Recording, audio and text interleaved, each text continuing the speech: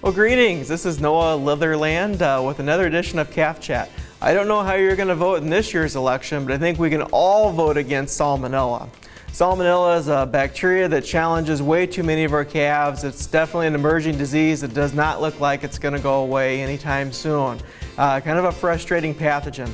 This wet and warm conditions that we've had all summer and going into early fall have really allowed salmonella to kind of take hold and continue to kind of grow and challenge too many of our calves. And so hopefully as temperatures continue to decrease and definitely get more freezing, salmonella will be less of a challenge, but it does tend to kind of linger in herds, and we definitely want to be prepared for when things warm up and get kind of cruddy again next summer. So let's talk a little bit about salmonella.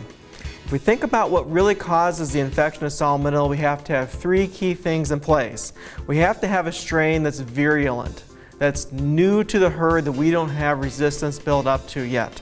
We also have to have an appreciable amount of salmonella. One or two organisms are not going to typically cause an infection in a calf. We need millions and millions of organisms to really cause an infection. And so when we see small amounts of manure around, that is definitely a potential vector causing infection for calves.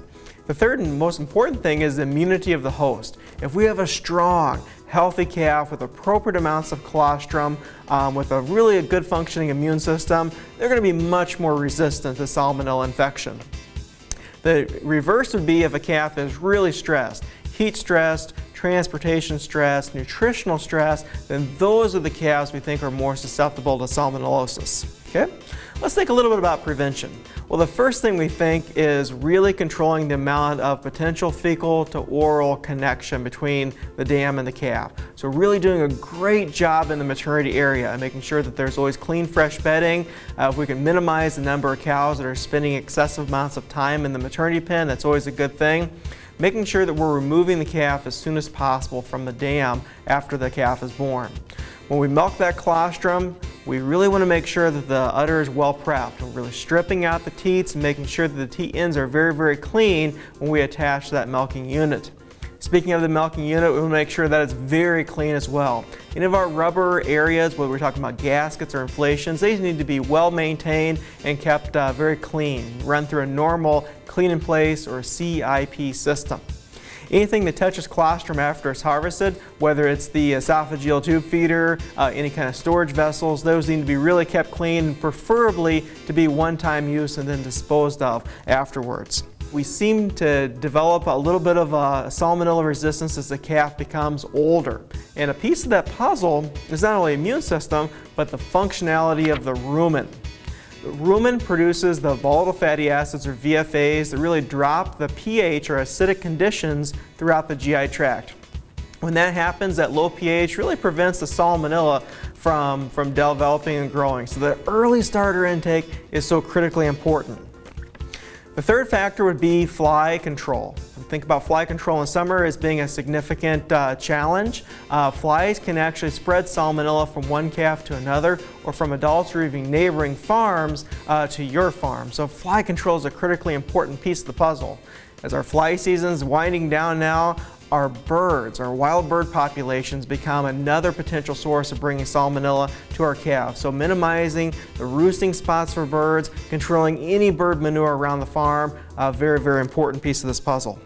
The fourth thing is you and I, biosecurity, wearing appropriate amounts of gloves, clean boots, and having the options for really making sure we're clean when we're moving into the calf facility and preventing the potential contamination and bringing manure from the older cows or heifers into the baby calves.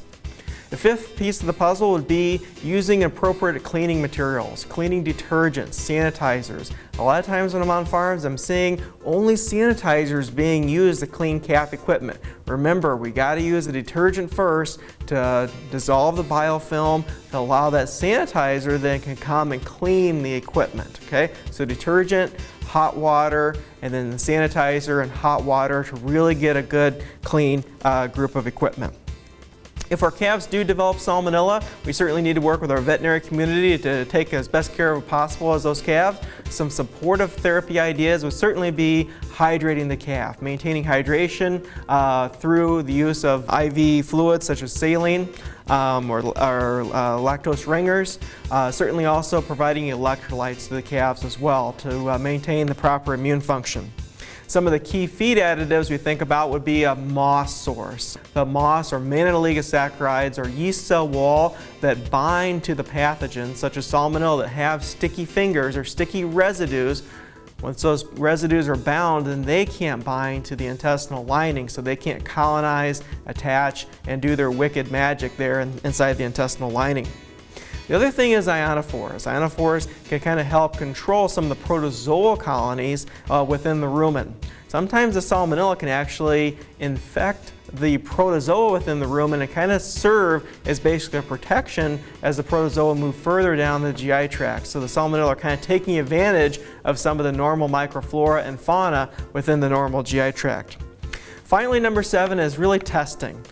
We can send samples off to diagnostic labs. For example, the Michigan State University Diagnostic Lab has a screening test where you can send samples of milk or colostrum to the Michigan State University and figure out is salmonella present, and if so, which strain, and what is the antibiotic susceptibility of that strain that I'm dealing with on my farm. That way we can develop a targeted approach to controlling the salmonella challenge. Well, with that, I hope you've enjoyed this session of Calf Chat. I'm Noah Litherland, and happy calf raising. Thank you.